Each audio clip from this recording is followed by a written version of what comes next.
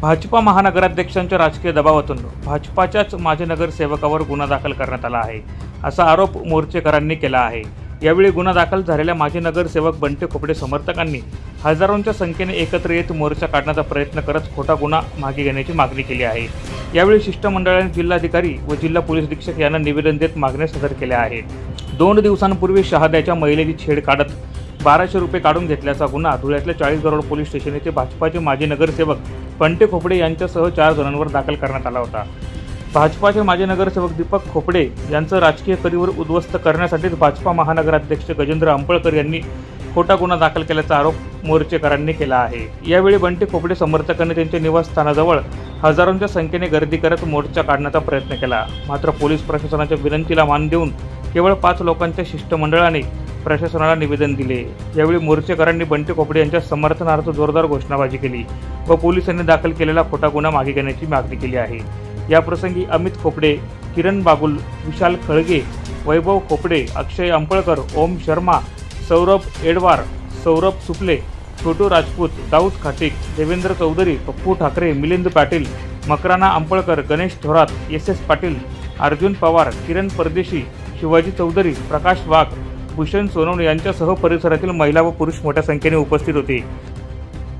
आज मोर्चाचं स्वरूप असं आहे की 2 दिवसापूर्वी एक सीमा नावाची महिलेने, ती राहते शहाद्याला, तिने चाळीसगाव पोलीस स्टेशनपाशी बंटीभाऊ खोपडे यांच्या नावाने एक तक्रार लिहिलेली की बंटीभाऊ खोपडे यांनी माझी छेडखानी केली आणि 1200 रुपये माझ्याकडनं हिसकावून घेतले, अशी तिने कंप्लेंट केलेली 2 दिवसापूर्वी केलेली होती। प्रशासनाने याचा तपास करत होते, पण प्रशासनाला बंटीभाऊचं नाव कुठंच दिसत नव्हतं। पण राजकीय काही लोकांनी दबाव आणून यावर पोलिसांना व प्रशासनाला वरतून दबाव आणून बंटीभाऊ खोपडे यांचं नाव टाकण्यास मजबूर केले। आमचं एवढंच म्हणणं नागरिकांचं, आज जेवढे जमलेले आहे चाळीसगाव रोड चौक इथले, पवननगर असो, हुडको असो, इथले हजारो नागरिक इथं आहे आणि त्यांनी एक निर्धार केलेला आहे की बंटीभाऊ खोपडे आजपर्यंत महिलांसाठी सगळ्यात पुढं राहता। आज चाळीसगाव रोडवर जेव्हा ही दंगल झाली होती, हिंदू मुस्लिम जेव्हा दंगल झाली होती, तेव्हाही एकाही महिलेला, कोणाच्या आया बहिणींना वाचवण्यासाठी सगळ्यात पुढं बंटीभाऊ खोपडे होता। आजही तो माणूस असं करू शकत नाही, कोणालाही माहिती आहे। पण या खोटे गुन्ह्यात राजेंद्र अंपळकर यांनी त्यांचा जो राजकीय जुना त्यांचा असेल, त्यांच्या मनात खतखत असेल, ही काढण्यासाठी त्या बाईला लावून असा खोटा गुन्हा आमच्यावर दाखल करण्यात आलेला आहे। बंटीभाऊ असा कोणताही गुन्हा करू शकत नाही, इथल्या सगळ्या तमाम नागरिकांना माहिती आहे। म्हणून आम्ही जाहीर त्यांचा निषेध करतो आणि आम्ही सर्व महिला आणि पुरुष आज कलेक्टर ऑफिसला जाऊन निवेदन देणार आहात की आमच्या बंटीभाऊ खोपडे यांच्यावर जो गुन्हा दाखल केलेला आहे, खोटा गुन्हा दाखल केलेला आहे, तो कायमस्वरूपी तो काढून टाकावा आणि त्यांना जी दिलेली आहे तिच्यावर सखोल चौकशी करून त्या बाईवर, ज्या खोट्या गुन्ह्यात ज्या बाईंनी ज्या बंटीभाऊंवर गुन्हा दाखल केलेला आहे तिची तपासून घ्यावी आणि त्याच्या मागचा कोण सूत्रधार आहे। आमच्या मते राजेंद्र अंपळकर यांनी ही फोन करून त्यांच्या मागं हे केलेली होती। ते आज आम्हाला राजकीय कोणचा याच्याशी हे नाही, आमचा भाऊही बंटीभाऊ खोपडे हे BJPचे नगरसेवक आहे। पण आज पक्षात जे असेल नसेल, आम्हाला पक्षविरोधात काहीच नाही, पण त्या माणसाने जे माठपुरावा करून आमच्या त्या बाईकडनं लावून जो बंटीभाऊवर खोटा गुन्हा दाखल केलेला आहे तो रद्द करावा, या निषेधाकरता या धुळे शहरातले नागरिक, त्यांचे मित्रपरिवार आज त्यांच्या मागं आम्ही पाठीशी उभा आहे आणि आम्ही कलेक्टरला जाऊन हे निवेदन देणार आहे। यासाठी आम्ही सर्व जमलेलो आहे। बंटीभाऊबद्दल काय बोलायचं, एकदम इज्जत करणारे माणसं आहेत, एकदम व्यवस्थित बोलता, बाईची इज्जत करता, सगळ्यांच्या घरातल्या समस्या बी सॉल्व करतात। त्यांच्याबद्दल बोलणं तेवढं कमीच आहे, खूप चांगले ते आमच्यासाठी, ते असं तुटतं करू शकत नाही। जी बाई आहे तिला समोर घ्या, बोलवा आणि तिला विचारा किती जणांनी तुझ्यावर अत्याचार केलेला आहे। चांगल्या चांगल्या पोरांना त्यांनी याच्यामध्ये घसडलेलं आहे, पोरांची लाईफ बदलणं लावली त्यांनी, त्यांचं राजकारण यांच्या ठिकाणी, पण आमच्या गरीबाच्या लेकरांनी काय केलेलं आहे, त्यांना का गुन्हेगार करताय, बनवताय। माझं एवढं 2 शब्द म्हणणं आहे। आता ही राजनीती आहे, हे कोणाचं असेल, गजेंद्र अंपळकर आणि कल्याणीताई अंपळकर यांच्यावरच आमची आली फिर्याद आहे, दुसरं काही म्हणणं नाही। दुसरं आमच्या इथं कोणीच शत्रू नाही। एवढे 40 वर्ष झाले आम्ही पवननगरला राहतोय, रोडावर बी राहतोय, चाळीसगाव रोडवर, पण आम्हाला भाऊंकडनं आम्हाला एवढीशी बी तकलीफ झाली नाही। जी बी घरगुती बी तकलीफ असली तरी आमची सॉल्व करतात ते. त्यांच्याबद्दल आम्हाला काहीच हे नाही, म्हणणं नाही. प्रतिनिधी सुनील निकम, माझा महाराष्ट्र न्यूज, धुळे.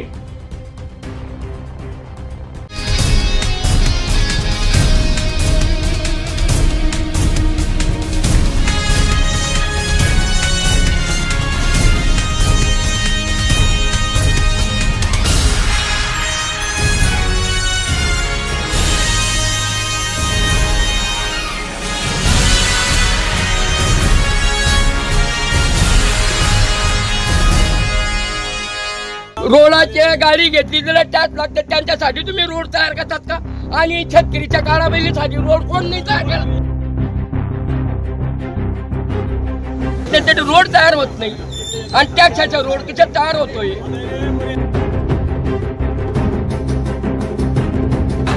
गेल्या काही महिन्यांपासून शिंदखेडा दोंडाईचा मार्गावरील रस्ता विस्तारीकरणाचं काम हाती घेण्यात आलंय. या कामाचा ठेका हा परराज्यातील SRC या कंपनीला देण्यात आला असून या कामादरम्यान कंपनीकडून चिमठाणे नजीक असलेल्या मेथीगाव परिसरामध्ये खदानीचं काम हाती घेण्यात आलंय. मात्र या कामादरम्यान केल्या जात असलेल्या ब्लास्टिंगमुळे आजूबाजूच्या शेतकऱ्यांच्या शेतीचं मोठ्या प्रमाणावर नुकसान होत आहे. ब्लास्टिंगमुळे होणारी धूळ आणि उडणारे दगड यामुळे शेतकऱ्यांचं पीक धोक्यात आलं असून जमीन देखील नापीक होण्याची शक्यता वर्तविण्यात येते. यामुळे बाधित शेतकऱ्यांना संभाव्य नुकसानीचा मोबदला देण्यात यावा, अन्यथा हे काम बंद करण्यात यावं अशी भूमिका मेथी ग्रामस्थ आणि शेतकऱ्यांकडून घेण्यात आली आहे. तर हे संपूर्ण काम अवैधरित्या केलं जात असल्याचा आरोपही करण्यात येतोय. मी मेथी गावाचा रहिवासी योगेश निंबा पाटील. पत्रकार मित्रांनो, माझ्या गावात गेल्या डिसेंबर 2024 पासून वारंवार SRC कंपनी संदर्भात ही 4थी ते 5वी ग्रामसभा असायला पाहिजे. एकदा शेतकऱ्यांनी कंपनीला आणि क्रेशरला विरोध दिला, तो ठराव दुसऱ्या ग्रामसभेत कायम करण्यात आला, तिसऱ्या ग्रामसभेत कायम करण्यात आला, परंतु ग्रामपंचायत प्रशासन हे परत त्याच विषयावर छेडछाड करून शेतकऱ्यांना कुठलं तरी कठोर पाऊल उचलण्यास सार्थक करत आहे. आणि जर ग्रामपंचायत प्रशासनाचा विषय घेतला तर आज मेथी गावामध्ये अंगणवाडीमध्ये लहान पोरांना जाण्यासाठी जागा नाही, यावर कधी ग्रामसभा झाली नाही. गावाला क्षारयुक्त पाणी मिळतंय, शुद्ध पिण्याचं पाणी या गावाला उपलब्ध नाही, याबद्दल काही नाही. काल परवा पुण्यनगरीला बातमी होती, मेलेल्या म्हणजे जो प्रेत आहे त्याला देखील अवहेलनेने अमरधाममध्ये घेतलं जातं. अशी अवस्था असताना सदर ग्रामपंचायत प्रशासनाला फक्त SRC कंपनीचं, बरं SRC कंपनीचं हित असेल किंवा गावाचं हित असेल, त्या कंपनीपासून गावाला काय महसूल आहे किंवा त्या SRC कंपनीच्या याच्यातून आपल्या गावासाठी विकासासाठी काही आहे का, याचा सर्व खुलासा न करता परत या विषयांवर ही ग्रामसभा काय घेतली जाते, ही सर्व गावकऱ्यांना आणि शेतकऱ्यांना खंत वाटत आहे. दादा, मी मेथी गावाचा रहिवासी आहे, परवीन मधुकर माळी. माझा गट क्रमांक 500. आमची कढीकेश्वर खदान 522 गटामध्ये कुठलीही परवानगी नसताना तिथं SRC कंपनीचं काम चालू आहे.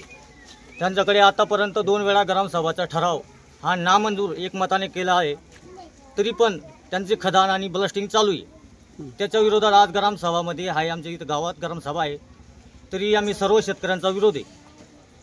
तरी आमची विनंती आहे कडकडीची आपल्या मीडियाच्या माध्यमातून की आपण सहकार्य करा आणि काहीतरी करा, जेणेकरून आम्हाला आता शेतकऱ्यांना न्याय मिळाला पाहिजे. कारण की कुठलाही कर्मचारी हा लक्ष देत नाही आहे. परंतु एकंदरीत पाहायला गेलं तर विकासाचं काम चालू होतं तुमच्या भागात, विकासाला तुम्ही विरोध करता असं म्हटलं जातं, त्याच्यावर तुमचं काय म्हणणं आहे? आमचा रस्त्याला कुठलाही विरोध नाही आहे. आमचं फक्त आमचं जमिनीतलं पाणी जाईल त्या जागेला विरोध आहे. कारण आमचा परिसरमध्ये 100% आज म्हणजे पाऊस नसला तरी तो क्षेत्र बागेत असतो. आज 15 ते 20 फुटावर पाणी, जर तिथं ब्लास्टिंग झालं तर ते पाणी जाऊ शकतं. त्याच्यामुळे माझी विनंती आहे की तिथं खदान होऊ नये, म्हणून आपली कडकडीची विनंती. चंद्रवीर गोसावी, मी एक शेतकरी पुत्र आहे. माझा गट नंबर 518 आहे. हां, आणि 522मध्ये हे ब्लास्टिंग वगैरे सर्व चालू आहे आणि सर्व अनलिगल चालू आहे. त्यांची परवानगी गावाची परवानगी न भेटता यांनी ब्लास्टिंग वगैरे सर्व चालू करून दिलेलं आहे. रस्ते वगैरे सर्व खराब करून टाकलेले आहेत आणि आमच्या शेतीत जायसाठी रस्ता पण खराब करून टाकलेला आहे. तिथं त्यांच्या मधून रस्ता आहे, पण त्यांनी रस्ता पण रस्ता काढलेला नाही त्यांनी. 522 मध्ये रस्ता आहे आणि तिथंच ब्लास्टिंग चालू आहे सर्व. तुम्हाला हे काम बंद करायचं असं म्हणणं आहे का तुम्हाला शेतीचा मोबदला मिळाला पाहिजे? आमच्या शेतीचं नुकसान नको व्हायला, फक्त एवढंच आमची मागणी आहे, दुसरं काहीच नाही. विहिरीचं पाणी सर्व आटलं जाईल म्हणून आम्हाला आमचं हे पाहिजे. माझे नाव विजय लालागीर गोसावी. मी मेथी गावाचा रहिवासी असून माझ्या शेताजवळ, आमच्या शेताजवळ जे ब्लास्टिंगचं काम चालू आहे SRC कंपनीचं, त्या कंपनीमुळे आमची शेतीचं जे परिपूर्ण परिसर आहे तो परिसर परिपूर्ण त्या भविष्यामध्ये पाण्याची नष्टता होण्याची शक्यता आहे. आणि त्या कामामुळे आम्हाला शेतीमध्ये येण्या जाण्याचा एवढा मोठा त्रास होतोय आत्तापासूनच. तर यापूर्वी काय होईल हे सांगता येत नाही. म्हणूनच आम्ही आमच्या शेतीबद्दल जे काही नुकसान होणार आहे त्याच्यासाठी आणि हे काम आम्हाला जे रस्त्याचं रोडाचं जे काम चालू आहे त्याच्यासाठी कुठल्याही गोष्टीचा काहीच विरोध नाही आहे. पण आमचं जे शेतीचं नुकसान होणार आहे ह्या कामावर आमचा प्रतिबंध विरोध आहे. आणि एकमताने आम्ही ठरावसुद्धा दिलेला आहे. वारंवार ठराव देऊन सुद्धा ग्रामसभा ही त्याच्यासाठीच घेण्यात येत आहे. हे कारण काय, हे आम्हाला न्याय मिळावा. मेथी गावाचा रहिवासी, धुळे जिल्हा शिंगणा तालुका. आणि याची खदान आहे ते मंत्री लोक काही बी एवढा चाया करत असेल त्यांचं काही काम नाही. पण डिपार्टमेंटचे जे काम आहे त्यांनी शेतकरीचा विचार करायला पाहिजे. नुकसान कोणाचे होणार आहे असं मंत्रीपर्यंत लोकांनी विचार करायला पाहिजे. रोड आहे त्याच घेणार, जुन्या घेणार, सगळे घेणार ते, पण शेतकरीचे नुकसान येणार. काय मागणी शेतकऱ्यांना, काय मागणी? आमची एकच म्हणण्याची खदान बंद व्हायला पाहिजे. दरम्यान अनेकदा एकमतानं या रस्ते कामाविरोधात ग्रामसभेत ठराव मंजूर करण्यात आला. मात्र वारंवार याच विषयावर ग्रामसभा का घेण्यात येते असा प्रश्न देखील यावेळी उपस्थित करण्यात आला. तर बाधित शेतकऱ्यांना योग्य तो मोबदला देण्यात यावा, अन्यथा हे काम बंद पाडण्यात यावं अशी भूमिका आता आक्रमक झालेल्या शेतकऱ्यांनी घेतली आहे. तर दुसरीकडे वारंवार विरोध करून आणि ठराव पारित केल्यानंतरही याच विषयावर ग्रामसभा घेतली जात असल्यानं प्रशासकीय अधिकारी आणि कंपनीचं काही संगनमत आहे का, किंवा आर्थिक देवाणघेवाण झाली की काय असा संशय व्यक्त केला जातोय. दरम्यान याबाबत ग्रामस्थांकडून जिल्हाधिकाऱ्यांना निवेदन देखील देण्यात आलंय. दरम्यान आता शेतकऱ्यांनी आक्रमक भूमिका घेतल्यानंतर SRC कंपनीचं सुरू असलेलं खदान ब्लास्टिंगचं काम असंच सुरू राहणार की यावर उपाययोजना करून बाधित शेतकऱ्यांना मोबदला दिला जाणार हे बघणं महत्त्वाचं ठरणार आहे. ब्युरो रिपोर्ट, माझा महाराष्ट्र न्यूज, धुळे.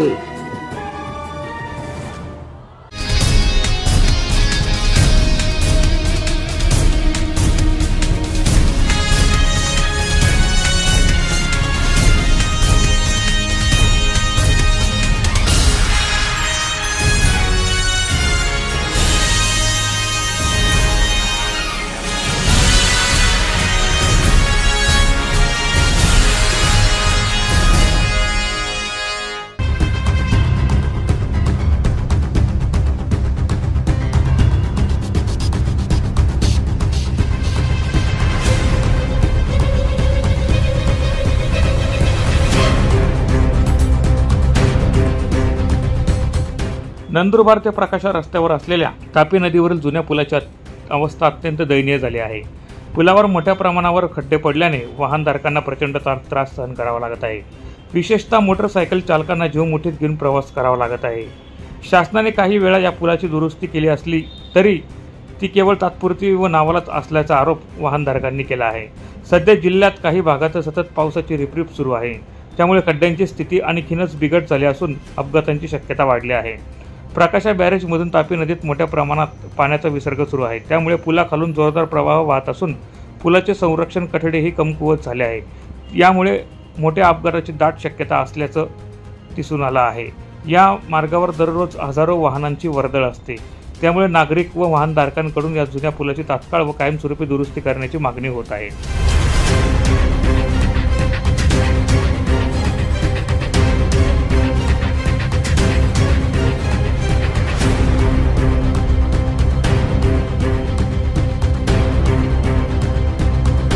प्रतिनिधी प्रवीण चव्हाण, माझा महाराष्ट्र न्यूज, नंदुरबार.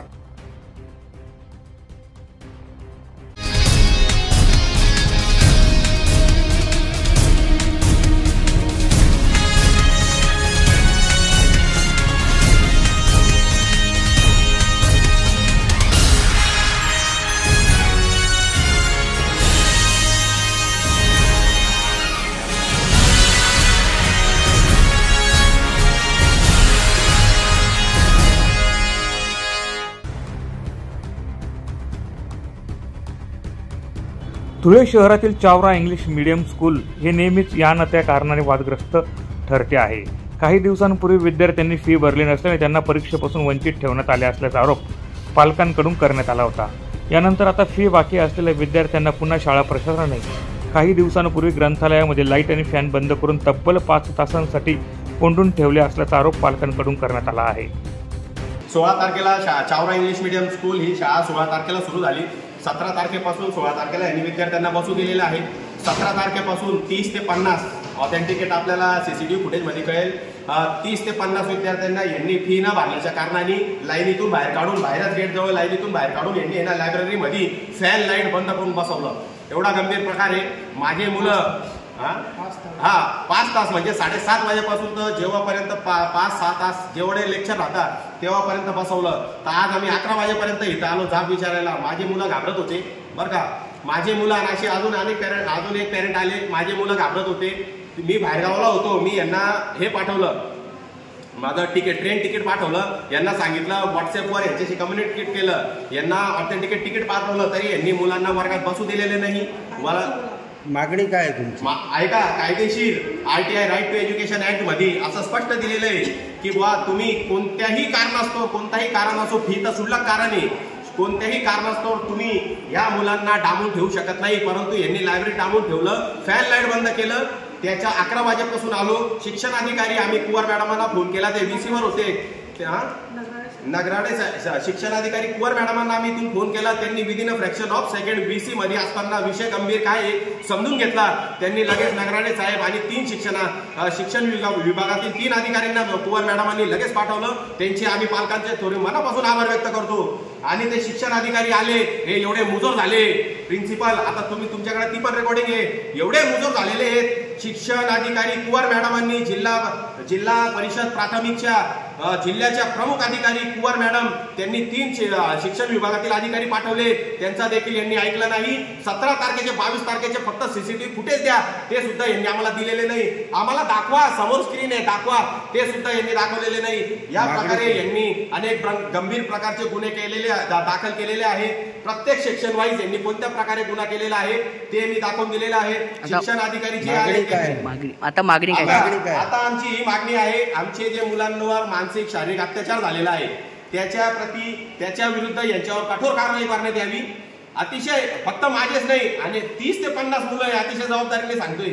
30 ते 50 मुलांवर जे शिक्षणापासून वंचित झालेले, त्यांच्यावर शारीरिक मानसिक परिणाम झालेला आहे, तर त्यांच्यावर गंभीर स्वरूपाचे यांच्यावर गुन्हे दाखल करण्यात यावं. आमच्या मुलांना जेवढे 30 ते 50 मुलं होते त्यांना काउन्सिलिंगसाठी त्यांचे पूर्वरत हे जे धाक भीती यांनी घालली, यांनी जे डांबून ठेवलं, तुझ्या पालकांना पैसे घेऊन आणायला लाव तेव्हा थोडं बसवू, हे जे होतं याच्यासाठी आमच्या जेवढे 30 ते 50 मुलं होते त्यांना काउन्सिलिंगची टीम बोलवण्यात यावी. आमच्या मुलांची मानसिक स्थिती चांगली राहील याच प्रकारे आणि यांच्यावर कठोर कारवाई करण्यात यावी म्हणून आम्ही शिक्षण अधिकारी कुवर मॅडम यांना अतिशय नम्र विनंती करतो. दरम्यान तब्बल 6 ते 7 वर्षांपासून अनेक विद्यार्थ्यांची फी बाकी असून या संदर्भात विद्यार्थ्यांच्या पालकांना वेळोवेळी संपर्क करण्यात आला.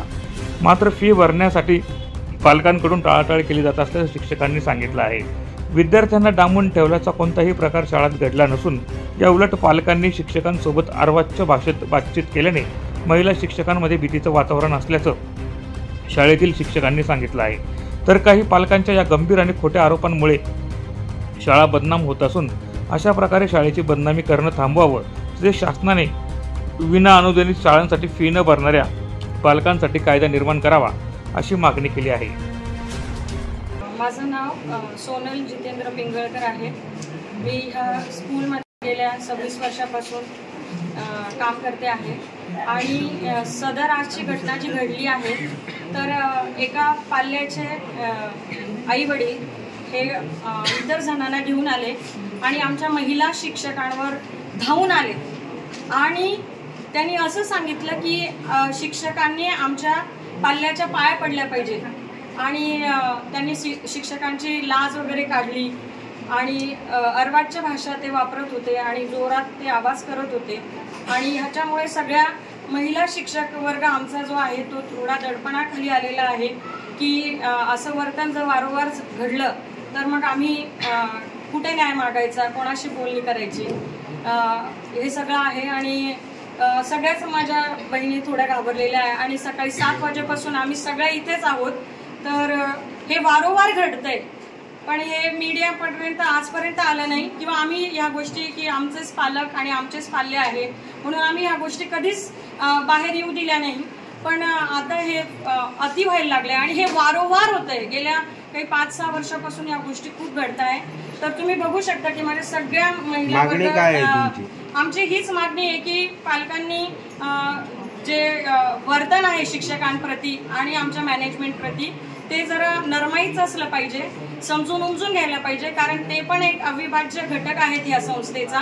तर पालक, शिक्षक आणि मॅनेजमेंट, संस्था चालक वगैरे यांचं सगळ्यांचं समन्वय असलं पाहिजे. एकाची अरेरावी अशी चालणार नाही. आणि महिला शिक्षकांवर जो अन्याय केला गेला आहे, म्हणजे जे भाषा वापरली गेली आहे ती कुठेतरी बंद व्हावी. कारण शिक्षकांना आपण देश घडवतो असं जर म्हणत असू, शिक्षकांकडनं एक पिढी घडल्या जाते असं जर म्हणत असू आणि जर त्यावर महिला शिक्षकांचा जर असा अपमान होत असेल आणि त्यांचा पाणउतारा होत असेल तर शिक्षक म्हणून मला फार खेद वाटतो या गोष्टीचा की आम्ही कुठली पिढी घडवत आहोत. आणि मग उद्या उठून हे पाल्य काय आमचा मान राखतील किंवा ते आम्हाला भीती वाटते की आम्ही कुठला समाज घडवतोय. दरम्यान शाळा प्रशासनाकडून विद्यार्थी, पालक आणि शिक्षकांना सर्व प्रकारच्या सुविधा उपलब्ध करून दिल्या जातात. मात्र काही जणांकडून जाणीवपूर्वक शाळेची बदनामी केली जात असल्याचा संशय व्यक्त करत पालकांनी विद्यार्थ्यांनी शाळेची बदनामी होईल अशी कोणतीही खोटी माहिती प्रसारित करू नये असं आव्हान चावरा स्कूलचे फादर यांच्याकडून करण्यात आलं आहे. पेरेंट्स, और एक बात मैं आपके तरफ बोलना चाहता हूँ. ये बात ऐसा है, अपना बच्चों को कभी फैन, लाइट और कोई फैसिलिटी अपने स्कूल में है. मैं आने के बाद में जितना और बढ़ा दिया, वो सब फैसिलिटी सभी बच्चों को, सभी पेरेंट्स को, सभी टीचर को, कोई इधर आते उनका सबको हम देते रहते हैं. ये अवसर पर अपने ऊपर ये आरोप आ गया है कि वो सब पूरा रॉन्ग है. उसके पीछे मेरे को ऐसा डाउट लगता है कोई लोगों को अपना स्कूल का नाम बदनाम करने के प्लान है. ये भी अच्छा नहीं मेंटालिटी है. प्लीज़ सोचो, हम कोई को दुश्मन नहीं, हम सबको मित्र हैं. आप लोग सब मेरा पेरेंट्स और भैया बहन बच्चा है तो मेरा बच्चा, ये मैं सोच के हम ये संस्था, चावरा संस्था आपके लिए सेवा करते हैं. प्लीज़ इसमें हम्बल विनंती, allow us and help us to continue our service for the people of Jewar. दरम्यान चावरा स्कूलवर पालकांकडून इतक्या मोठ्या प्रमाणावर गंभीर आरोप करण्यात आले असून संबंधित शाळा प्रशासनावर कारवाई करण्याची मागणी देखील करण्यात आली आहे. तर दुसरीकडे शाळा प्रशासनाने आरोप फेटाळून लावत शाळेची बदनामी केली जात असल्याचा दावा केला आहे. यामुळे या प्रकरणी नेमकं काय समोर येणार हे बघणं महत्त्वाचं ठरणार आहे. ब्युरो रिपोर्ट, माझा महाराष्ट्र न्यूज, धुळे.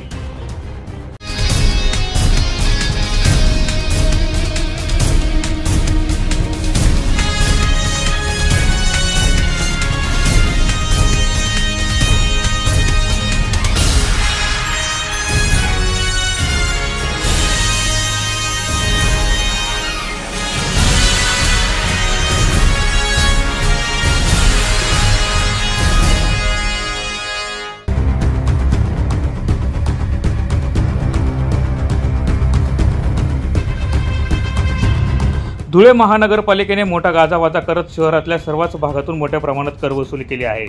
मात्र सुविधा देण्यासाठी मोठी बोंबाबोंब मनपाची असल्याचं दिसून आलं आहे. अशातच जुने धुळे भागातील आदिवासी वस्तींमध्ये गेल्या अनेक महिन्यांपासून मोठ्या प्रमाणात घाणीचे साम्राज्य निर्माण झालं आहे. या घाणीच्या साम्राज्यामुळे स्थानिक नागरिकांच्या आरोग्याचा प्रश्न गंभीर झाला असून अनेक नागरिकांना विविध आजाराने ग्रासले देखील आहे. त्यामुळे महानगरपालिकेने तात्काळ या भागात स्वच्छता मोहीम राबवावी, अन्यथा महानगरपालिकेवर भव्य मोर्चा काढणार असल्याचा इशारा स्थानिक नागरिकांनी मनपा प्रशासनाला दिला आहे.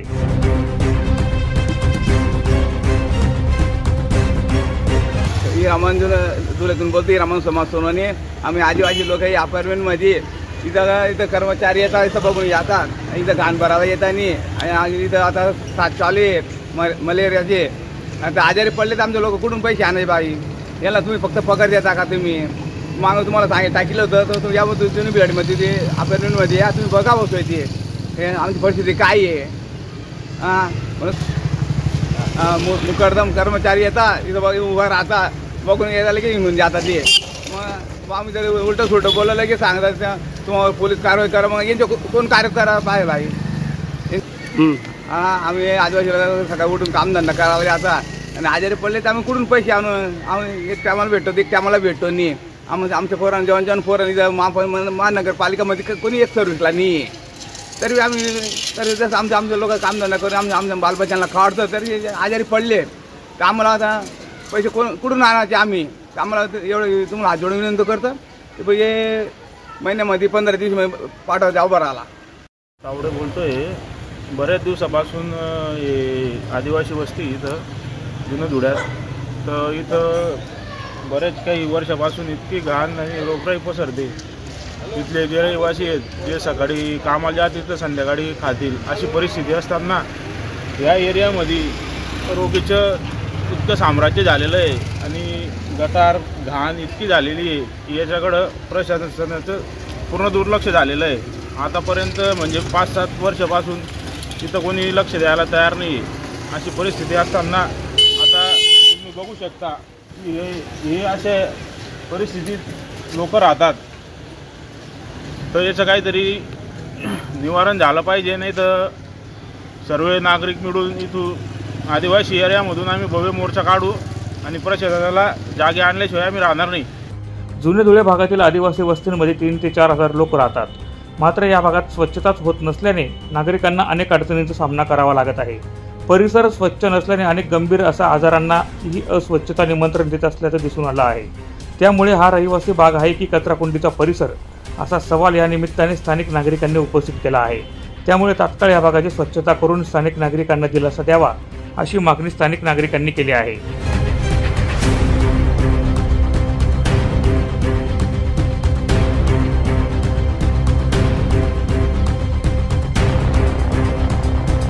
प्रतिनिधी रूपक बिरारी, माझा महाराष्ट्र न्यूज, धुळे.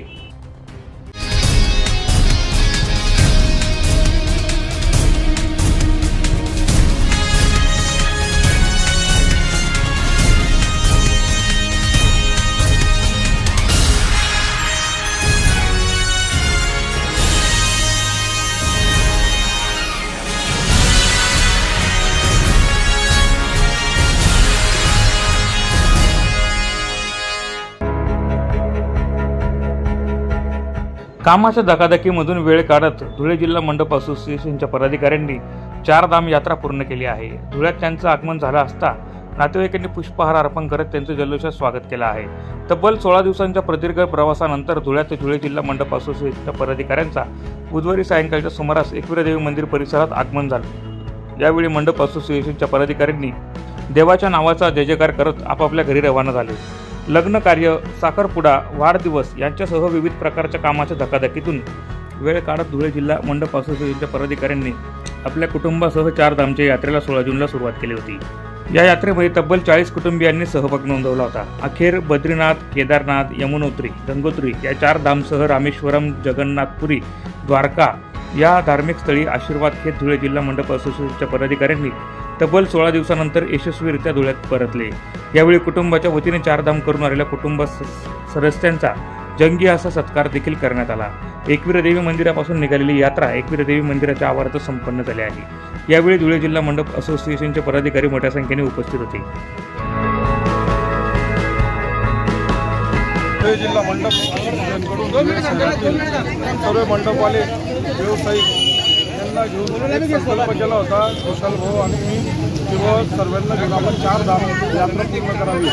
भारतातले जे पूर्ण 4 धाम आहेत त्याच्यामध्ये द्वारका, रामेश्वरम, जगन्नाथपुरी व आम्ही आता बद्रीनाथ इथे 4 धाम यात्रा करून येत आहोत. त्याच्यातच आम्ही आता उत्तराखंडमधील जी 4 धाम असते त्याच्यातले सर्व 4 धाम गंगोत्री, यमुनोत्री व बद्रीनाथ आणि केदारनाथ हे दर्शन एक सर्व आनंदाने एक कुटुंबासारखे स्थळ मिळून आम्ही पूर्ण केलं असून त्याचा आनंद आहे. व धुळे शहरातील सर्व मंडप व्यावसायिक जे होते त्यांनी सर्वांनी सहकार्य केलं, सर्वांनी मदत केली सर्वांचं सहकार्य होतं, त्या हिशोबाने पूर्ण यात्रा आज संपूर्ण झाली असून मी सर्वांचे आभार मानतो. हे यात्रेमध्ये आम्ही 16 तारखेपासून गेलो होतो व आज आम्ही दिनांक 2 तारखेला धुळे शहरात वापस आलो असून सर्व एकूण टोटल आम्ही जेंट्स आणि लेडीज मिळून हे 40 लोक होतो टोटल.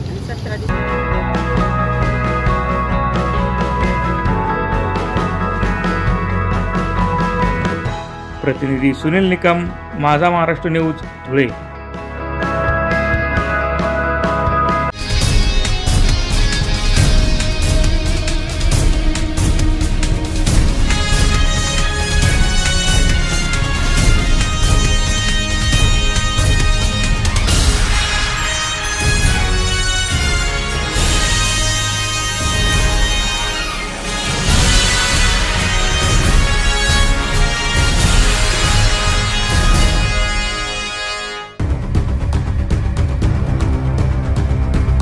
वडिलांना कॅन्सरच्या उपचारासाठी लागणारी पैशांची मदत व दुसऱ्या आरोपीला घर बांधकामासाठी पैशांची असलेली गरज यामुळे पैसे चोरीच्या उद्देशाने गोपाल सिंग परदेशी यांच्या घरात शिरण्याचा प्रयत्न केला होता.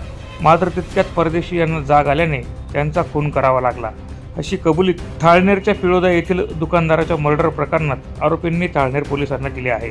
पोलिसांनी अवघ्या 24 तासात तपासाची चक्रे फिरवीत दोघा आरोपींना गजाआड केले आहे. त्यामुळे थाळनेर पोलिसांचं सर्वत्र कौतुक होत आहे. 2 दिवसांपूर्वी थाळनेरच्या पिळोदा गावात दुकानदार गोपाल सिंग परदेशी याच्या घरात घुसून त्याची हत्या झाल्याचा प्रकार उघडकीस आला होता. या प्रकरणी पोलिसांनी मृत नातेवाईकांच्या फिर्यादीवरून गुन्हा देखील दाखल केला होता. या प्रकरणाचा तपास करत असताना आरोपी आकाश पवन इच्छे वय 22 व आलोक भास्कर चव्हाण वय 21 वर्ष दोन्ही राहणार पिळोदा तालुका शिरपूर यांना थाळनेर पोलिसांनी देवळा पोलिसांच्या मदतीने अवघ्या 24 तासाच्या आतच ताब्यात घेतले आहे. 24 तासातच थाळनेर पोलिसांनी खुनाचा गुन्हा उघड केला आहे. दिनांक 1/7/25 रोजी रात्री 1 वाजे सुमारास आम्हाला पिळोदा गावातील पोलीस पाटील यांच्याकडून माहिती मिळाली की एक इसम त्याच्या घरामध्ये रक्ताच्या थारोळ्यात पडलेला आहे अशी माहिती मिळाली. त्या अनुषंगाने आम्ही तिथे गेलो असता सदरचा प्रकार हा खुनाचा दिसून आल्याने आम्ही तक्रारदार श्री संजय परदेशी यांनी दिलेल्या तक्रारीवरून ठाणे पोलीस स्टेशन येथे खुनाचा गुन्हा दाखल करण्यात आला. त्यानंतर माननीय पोलीस अधीक्षक श्री श्रीकांत गिरसर हे यांनी देखील घटनास्थळी भेट दिली. त्यानंतर आम्ही घटनास्थळाचा सविस्तर पंचनामा केलेला आहे. त्यानंतर आम्ही तपासकामी सदर गुन्ह्यातील आरोपी हे गावातून पळून गेल्याने त्यांचा शोधकामी पथक रवाना केली होती. सदरचे आरोपी हे देवळा पोलीस स्टेशन नाशिक ग्रामीण या ठिकाणी मिळून आल्याची माहिती मिळाली. तिथून त्यांना ताब्यात घेतले. त्यानंतर त्यांना पोलीस स्टेशनला आणले असता त्यांच्याकडे त्यांना नाव पत्ता विचारला असता त्यातील आरोपी एक आकाश पवन इच्छे वय 22 वर्ष 2 नंबर आलोक भास्कर चव्हाण व 21 वर्ष यांच्याकडे विचारपूस केली असता त्यांनी सांगितले की सदरचा गुन्हा हा त्यांनीच केलेला आहे. त्यांनी गावातील गोपाल सिंग बाबूसिंग परदेशी याच्या घरात चोरी करण्याच्या उद्देशाने गेले होते. परंतु घरात गेल्यानंतर गोपाल परदेशी हे त्यांची चाव लागलेल्या जागे झाल्याने त्यांची झटापटी झाली. त्यानंतर त्यांनी दोघांनी त्यांना धारदार शस्त्राने वार करून त्यांना जीवठाण मारलं आहे असे त्यांनी सांगितले आहे. सदर गुन्ह्यातील आरोपी त्यांना अटक करून माननीय न्यायालयात आज रोजी हजर केले होते. न्यायालयाने त्यांना 2 दिवस पोलीस कस्टडी दिलेली आहे व सदर गुन्ह्याचा पुढील तपास आम्ही स्वतः सपोनी शत्रुघ्न पाटील करीत आहोत. सदरची कारवाई जिल्हा पोलीस अधीक्षक श्रीकांत देवरे, अप्पर पोलीस अधीक्षक किशोर काळे, उपविभागीय पोलीस अधिकारी सुनील गोसावी यांच्या मार्गदर्शनाखाली थाळनेर पोलीस स्टेशनचे सहाय्यक पोलीस निरीक्षक शत्रुघ्न पाटील यांच्या नेतृत्वात थाळनेर पोलिसांच्या पथकाने केली आहे. प्रतिनिधी राजकुमार जैन सह रूपक बिरारी, माझा महाराष्ट्र न्यूज, शिरपूर.